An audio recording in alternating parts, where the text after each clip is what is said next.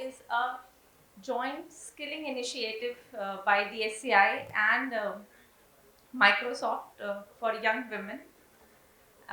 It's a pleasure to be part of this platform, and I would like to invite the panelists here for today's discussion.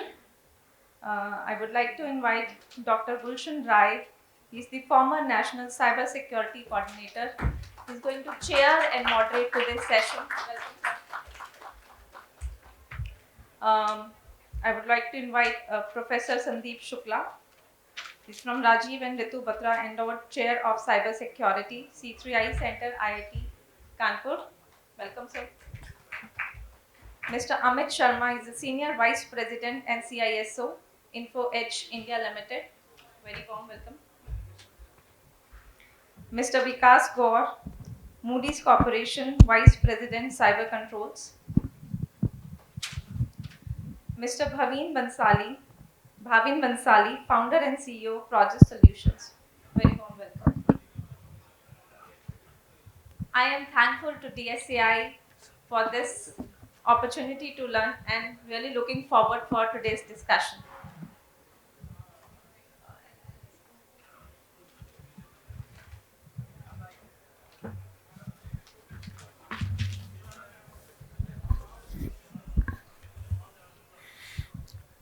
Good afternoon, ladies and gentlemen. Just before we start this session, I would like to express my gratitude on my behalf as well as on behalf of the panelists to DSCI for inviting us to this panel and on this very vibrating and very important subject of this security, the role of simulation, that kind of a thing they said, beyond validation and readiness assessment. I welcome my four panelists. Professor Sandeep Shukla, he's at Professor of Computer Science at the Indian Institute of Technology, Kanpur, and he also is a very, very senior and important member of the C3I Hub, which has been set up by Department of Science and Technology in the area of security. Then we have Mr. Bhavin Bansali. He is the founder and CEO of Progress Solutions, and he has a rich experience as a security personnel professional in the commercial organization. Is the largest private sector bank, ICICI Bank. Then we have with us Mr. Vikas Gaur. He is the Vice President, Cybersecurity Controls, Moody Corporation. Again, a veteran in the area of cybersecurity, and you will hear from him, implementing the practices and solutions to secure a organization. And then we have Mr. Amit Sharma. He's a Senior Vice President and CISO of the Info Edge India Limited. He has been handling this subject for quite a long time. So that's why I'm so grateful that they have brought four veterans in the sense that who have a long experience in implementation of a practices and also contributing towards the policy formulation. Friends, the cyber security scenario is not the same as it used to be, let us say, 5 years ago or maybe 3 years ago, if I'm not wrong. Today we are dealing with multiple technologies at any point of a time. These multiple technologies are not its own standalone, but in a connected manner, and they all deploy the emerging technologies. AI is an integral part of the entire devices or the equipment which you get it there. And what future you're going to see, the trend in the technology deployment or technology products is going to be far more complex, and where those emerging technologies will get further implemented deeper into that. It appears to be positive and assurance that once such a technology trend is happening, we'll be able to secure our product secure, our organizations, our system much more, and the information contained in a much better way. But let us be mindful of the fact that these technologies are first available to the hackers. They use it in a different manner than what it will get deployed or what has been deployed there. So in this entire scenario becoming very complex, and if you look at the statistics which comes out of the country, CERT has said more than 1.5 million attacks are there, and more than 500,000 attacks are very sophisticated targeted attacks are there, and the numbers of targeted attacks are increasing. You see the multiple kind of strategies and techniques which are happening there. That's one aspect which is changing. The second aspect is that we are in an environment which is more heterogeneous. We bring equipment from different vendors or different technology and try to integrate together each other. So the breach will happen because of the interfaces, different protocols over there. And slowly, we are also moving toward like you have automobiles, battery plus diesel or battery plus petrol. Here also we are moving towards a hybrid kind of a scenario where we are integrating the conventional technology with the sophisticated technology, different kind of a systems and protocols we are integrating. And in a way, we are moving towards a partly proprietary and partly open standard, where outsides are open standard, insides are proprietary. So the interfacing of these two is a challenge there, and it will become a more and more challenge. Now the hackers exploit that interface and exploit the breach and the vulnerabilities in the system there. And that's why we have two scenarios. One is the proactive scenario as the reactive scenario.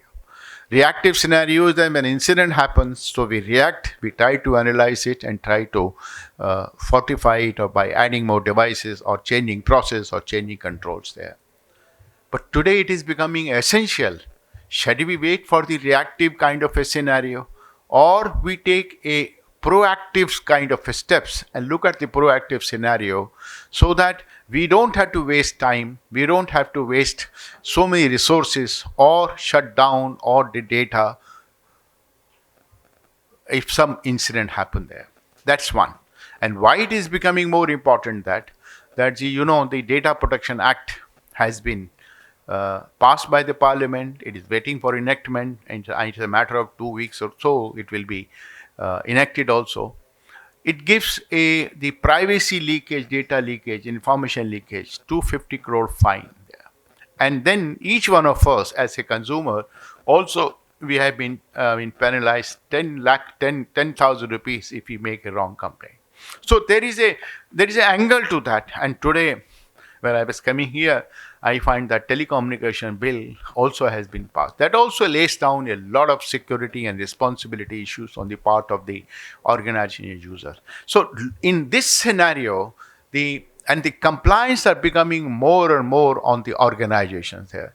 In this scenario, proactive kind of a compliance is absolutely necessary and a must. And that's where the session becomes important. The four very experienced people, our professionals are here, who will dwell upon the different kind of scenarios, product, experience, and they will try to explain how they do that. They will try to make presentation before you. I think we will go each one of them, and the end we may entertain 3 questions, because all of them brings a different experience, and many of you would have some more question to ask or some more to know from that. So I will just start with that Mr. Bhavin Bhansali. As I said, he's the founder or CEO of a Progress Solution. They have been doing for last couple of years, putting a tool to simulate or to automate detection of simulate the phishing kind of a scenario. And phishing today is not same it used to be when he joined ICICI Bank. 2-3 incidents used to be there. Today he must be in ICICI Bank itself, must be facing it. So Bhavin, what do you think? How do your tool? What is the scenario you're observing in the phishing in scenario? What kind of a threat you are observing it, And from your experience and tools, how do you think that your tool or such kind of a technique helps in strengthening the posture of the or enhancing the resiliency of the infrastructure of the organizations? I think if you can sit down. Good afternoon, everyone. Thank you, sir, for the introduction and for setting the context. It's a very rightly said by you that what we are noticing is not just a very simple kind of attacks which the organization are into. We are seeing attacks which are AI in nature. We are seeing attacks which are very difficult to detect. The scale of attacks have changed. The mode, the means by which the attacks are being done, they have changed, and it is changing every day. I was to just set the context. I was talking to one of our customers yesterday, and they mentioned that on last week around, they received 71 phishing emails with different templates targeting their employees within a span of 5 minutes. So, this is not a manual attack which is going on. There were 70 plus templates which were used targeting different employees. And those were kind of spear phishing attacks which were done. So, when you are going to be facing such kind of attacks, which are going to be slow, each attack, each phishing email, for example, is going to be different. It is going to be impossible for any preventive control to work, right? So, and I'm sure there are solutions which are being tried to even identify and capture those kind of things. At the same time, there are various uh, solutions that an organization uses. Some of them may have the capability to detect some of these controls or these attacks rather, and some may not be. In fact, one of the recent attacks which we've been noticing in the last couple of months is a QR code based email wherein within an email an entire image is inserted by the fraudster, and that image has a content as well as a QR code. So when an email comes through your email gateways, most email gateways do not have the capability to pick up the QR code, and it would prompt the user to scan the QR code if they do not want their ID to get locked. So the user ends up scanning the QR code on the pretext of an MFA kind of implementation, and by which a malware gets downloaded, and after that we all know what can happen. So so there's a need that such kind of newer attack vectors are continuously tested, not just on the people, but also on the controls which an organization may have implemented. That's my take.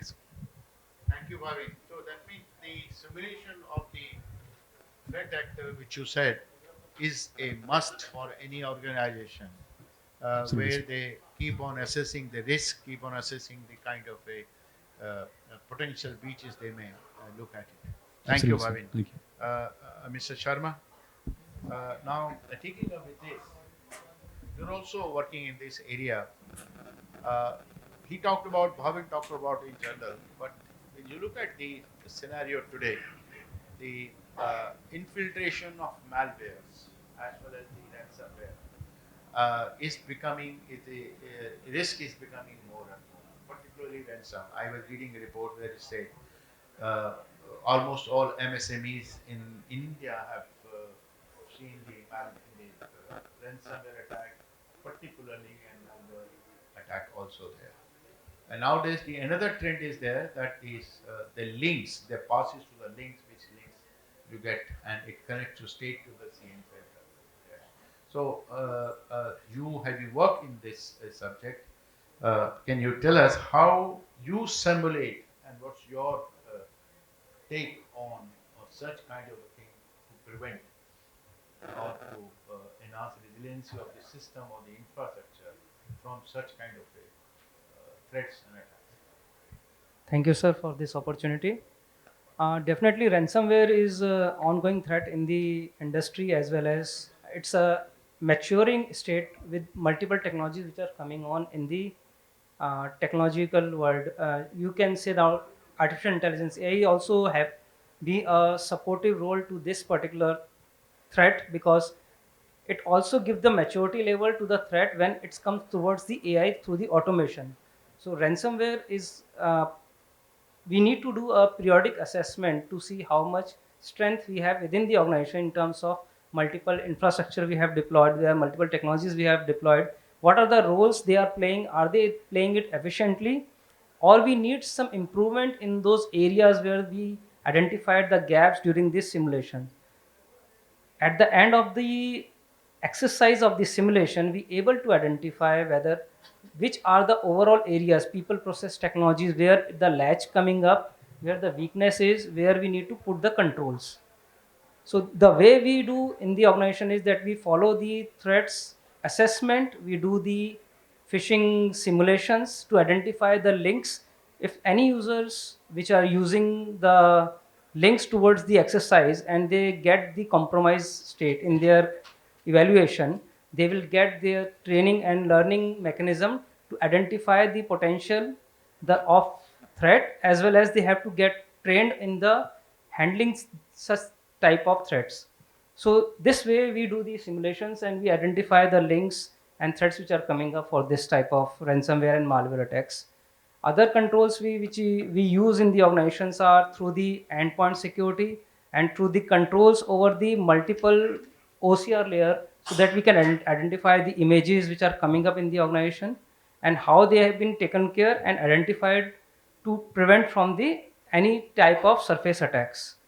So this is how we take care of that, sir. Thank you, Amiji.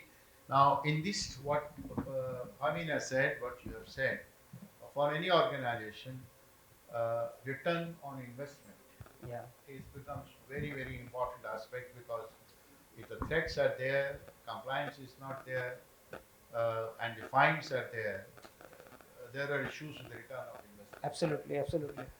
Because in this, I mean, keeping the return on investment kind of a issue there, which every organization needs to have it there.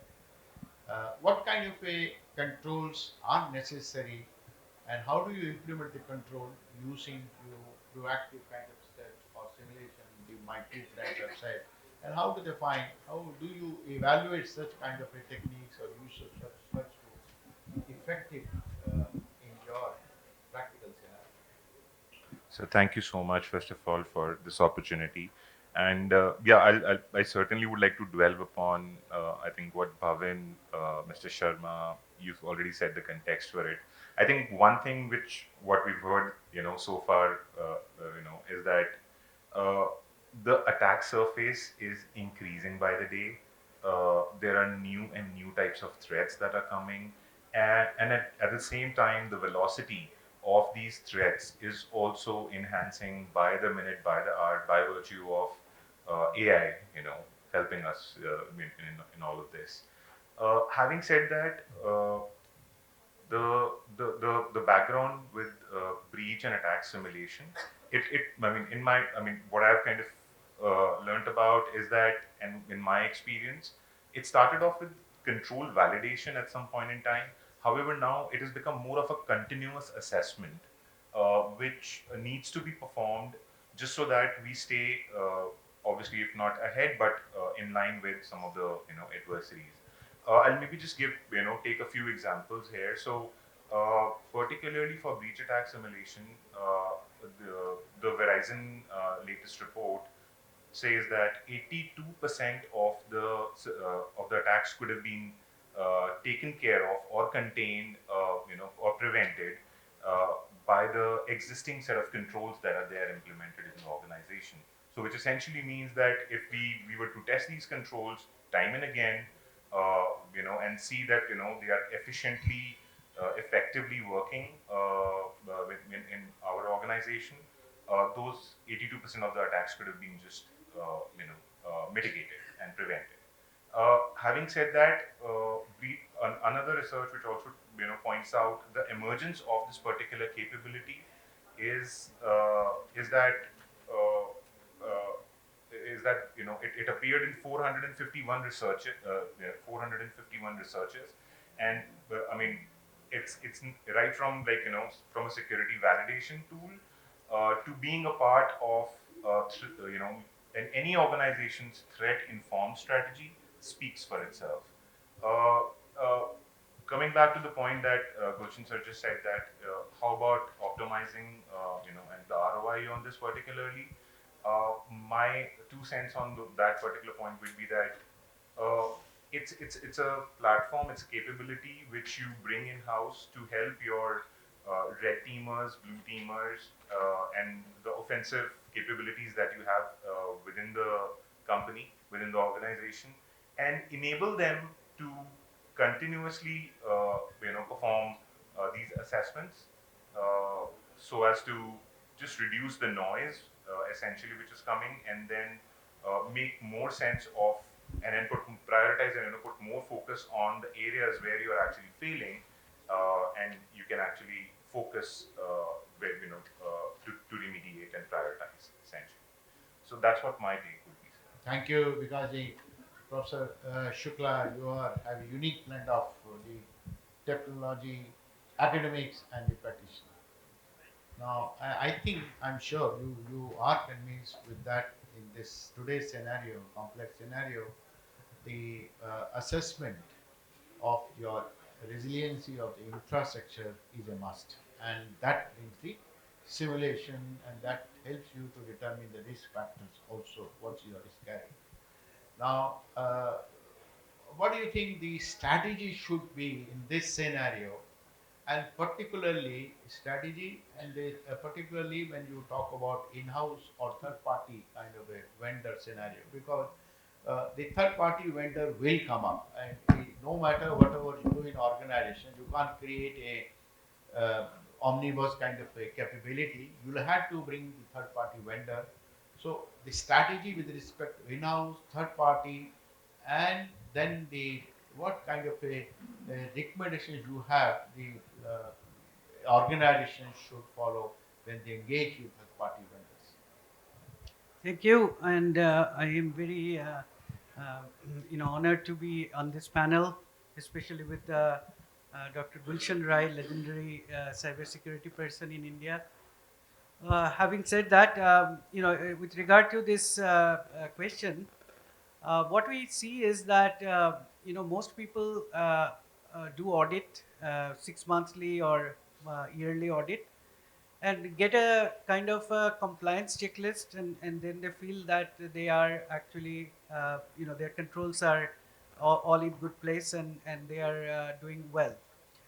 However, our experience, for example, having been in cybersecurity committee of a few regulators, when the attacks happen to the regulated entities and they come to give us a root cause analysis report, we find that even after having been audited, within last few months, they have been attacked, and most of the time, the attacks are, should have been the vulnerabilities should have been caught in the audit, but they haven't been. And the reason being, obviously, is that many of these things are often hidden, problems and process problems, and because of those things happen.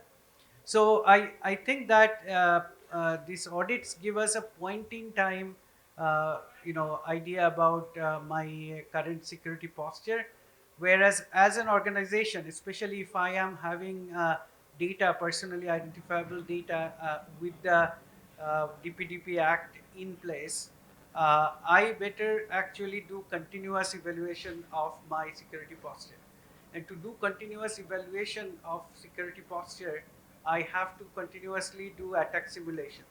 And this attack simulation will provide me with the idea where the between two audits, there might have been certain problems, certain changes. For example, new vulnerabilities might have come up which I haven't patched, or there could be a configuration change, or there could be a patch that has been applied, but the corresponding patch has given rise to some kind of a configuration issue that needed to be taken care of. So in most cases, these problems arise because of the process part of the cybersecurity is not properly documented or properly implemented or properly followed.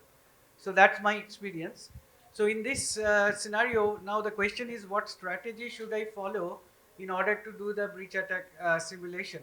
And the way we do that, like for example, 6 months, 7 months ago, when ChatGPT was had first come up, then I told my students to actually take the top 10 techniques from MITRE TTPs and see whether they can quickly generate attacks, scripts that can be used for attacking in our own infrastructure. And within 2 days they figured out how to do the prompt engineering, how to fool the prompt in the safety that if you ask them to generate a malware, they won't do it, but you have to do it differently. But they figured out both for ChatGPT as well as BERT, and we put it out as an archive document. But the point is that you have to continue to do this kind of attack simulations, like phishing simulation, for example. People often do, like it's a continuous check on the employees. So this, one of the biggest vulnerability being people. So phishing simulation is obviously is a very important one and done very often. But this kind of red teaming uh, is often done for externally facing assets. But externally facing assets is not enough. For example, if an employee gets phished and then he launches a malware inside the organization, then internet facing or not, you will be compromised. So you have to consider those kind of lateral movement and data collection, data exfiltration. All these tactics and techniques should be exercised, and then accordingly you will figure out the problems with the control. Now, as far as third party is concerned, right now, I think most companies are now putting a very tight requirements with respect to security. For example, the vendor has to have certain compliance, certain standard compliance, and so on.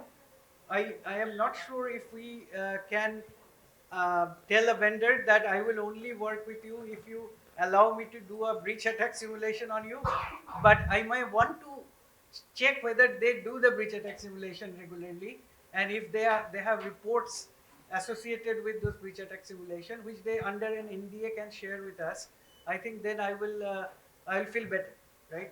But then again, as you all know, that there is no 100% security. Even after doing all this, you can be attacked. So there is no shame in being attacked. It seems like in India, I feel that if people get ashamed when they get attacked and they try to hide it. So I think that this needs to stop, and people should have shared.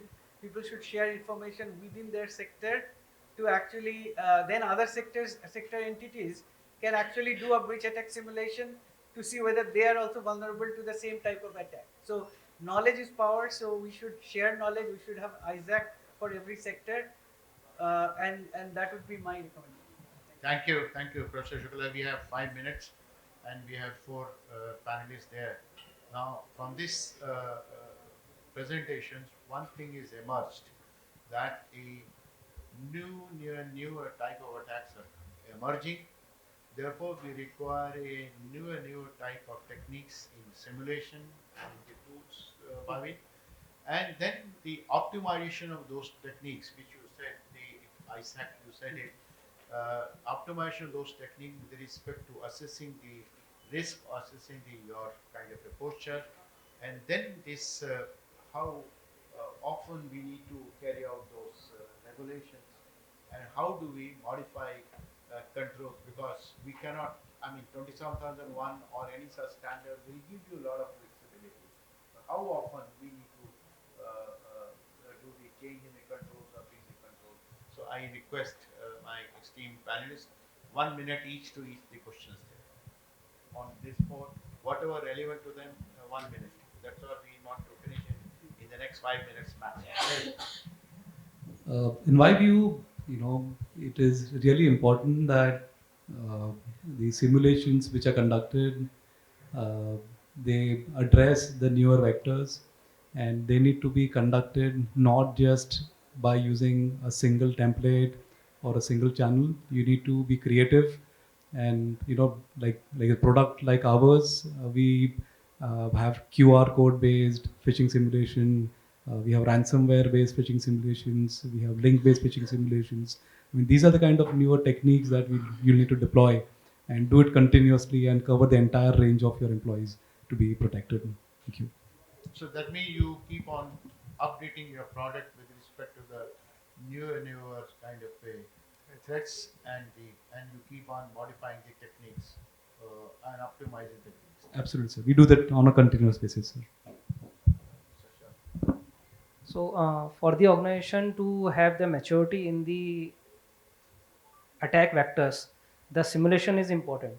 As he shared that we have continuous improvement required in the cycle of product. We also need to have a continuous improvement in the people awareness and handling the attack vectors in the same manner. For that, the continuous learning is the process which to be followed in the organization. The ways we can handle is there is a breach attack simulation methods to handle the attack vectors. There is a phishing simulations. There are other type of learning mechanisms which introduce the new factor of attacks. Just like now you definitely have seen or heard about the AI vectors. So now through AI we can continuously create the quantum of attacks which can be simulated in the multiple threats, in multiple factors, in the multiple way of giving you the landscape how you can evaluate these attacks. So in terms of evaluating, it's a continuous approach we need to follow in the organization so that the organization get ready in each type of new threat vectors which are coming up. It's an ongoing cycle, continuous improvement we have to make. Either it is terms of standards, either in terms of product evaluation, introduction of new technologies. It's And duration is quarterly basis. I do in the quarterly basis because every organizations, yeah, definitely, because it's a very important factor. It's a continuous evolving threat landscape now. In the early days, there is a threat came that lies in the organization for 1 year, 2 year. Now the threat comes, simulate immediately and give the attack vectors. Because how you optimize the controls in your organization, and what do you advise to our participants and viewers? Sir, I feel first of all we should identify the enterprise level cybersecurity controls which play a key role in protecting, preventing cyber threats, and certainly identifying test scenarios particularly to each of those controls and I mean obviously mapping it through the MITRE attack framework and following the cyber kill chain. Sandeep sir already mentioned about it. And yeah, I think Amit already mentioned about the frequency. But yeah, I think it's more dependent on every organization's risk appetite. So, but I would certainly suggest that it should be continuous in nature. Thank you, Professor Shukla. Last word is yours. Yeah. So it's very difficult to take my mother to the doctor because she doesn't want to know, right? So I find many organizations that we work with, they don't want to know, right? So they said we have been audited, we are 27001 compliant and all that. But when we do red teaming with them, we find critical vulnerabilities in large numbers, right? So I think that not wanting to know is a big mistake, and waiting for some disaster to happen. So breach attack simulation is one of the way to know, right? So I think that go to the doctor, bring the doctor, and have you diagnosed on a regular basis, regular checkup, preventive checkup. So that would be my advice. Thank you very much, my esteemed panelists here. Just to sum up, I feel that this session has three important tasks which has emerged. Number one, Professor Shukla, you said a very important point. You said it, that the audit part. You said it. I think the CERT is they impanel the auditors if they are able to bring out a regular report, means masking the name of the organizations where we are masking all such details which can identify organization, the kind of a risk or the kind of issues which they have observed. I think that will help the policy maker and the organizations also to learn from them, tune their simulation exercise, tune the postures to that, or apply the necessary techniques and equipment to that. That's one. The emerging recommendations have come from this session. Number two, the second important aspect is that the we can't have a in-house. We'll have a third-party kind of a scenario also. And you said each one of us said duration. I think we need to have a framework which DSCI should come forward to create a framework for the third-party kind of a engaging third-party assessment for the such kind of a scenarios.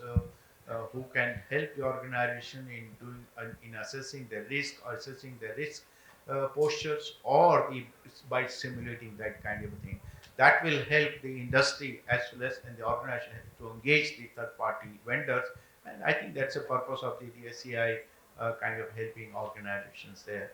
And third, I think CERT has to play a little more proactive role and work with the industry, conduct more training institution, which I thought I last but left out. I think the training is an important aspect, which I mean you realize. Why don't the IIT Kanpur, you have a C3I hub, why don't you look at it, creating a training kind of a scenario where the where the professional comes from different parts of the country, different institutions there, and the simulation, in that simulation they learn how to simulate, they learn how to do that, and that will help the industry in boosting of their product, in creating the more value for their product, and in general ultimately enhancing the security postures of the infrastructure in the country. With this I thank my esteemed panelists, I thank the participants over here. I don't think it is showing the red time's up there. I thank DSCI for inviting us on this vibrating subject. But if DSCI permits, can we have one question or one? Or you can say hard no also, there is no problem. Thank you very much. Thank you. So, I thank all the eminent panelists for sharing their valuable insights. I now request the Cyber Siksha alumni to please hand over the token of gratitude.